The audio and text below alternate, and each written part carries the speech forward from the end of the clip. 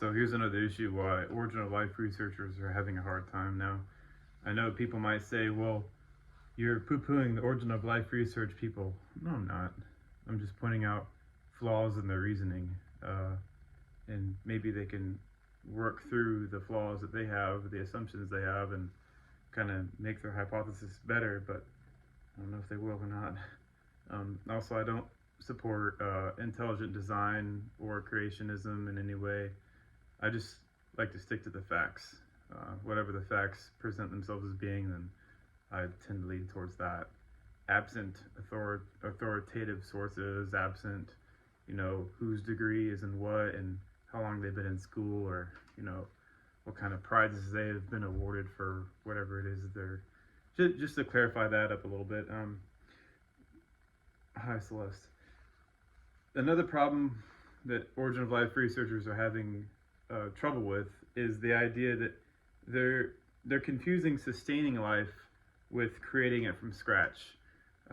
They have the primordial soup as being a mostly watery environment like it is now, either hydrothermal vents or with large water oceans on the earth as they are now, which is basically 96% water and the rest is salt or other components. You can't form prebiotic molecules from that, and I found a little statement here from the National Academy of Sciences. They say two amino acids do not spontaneously join in water, rather the opposite reaction is thermodynamically favored. In other words, water breaks down protein chains into amino acids or other constituents, making it very difficult to produce proteins or other polymers in the primordial soup. You can't form molecules in large amounts and polymerize them, meaning join them into chains, especially in the way they're joined inside of living organisms, if you do it inside of a mostly watery environment. You had to have had a different type of environment in there. You have to have had different pressures involved. And if you want to really throw a hypothesis out there, look at where the prebiotic molecules and compounds are being formed inside of Neptune, Uranus, Jupiter, and Saturn. If we send space probes to those objects, they'll find a lot of prebiotic chemistry taking place. And they'll also find out that a lot of it has to do with hydrogen, not H2O, which is water, but just H2 and components of hydrogen, different types of fluids that have hydrogen involved.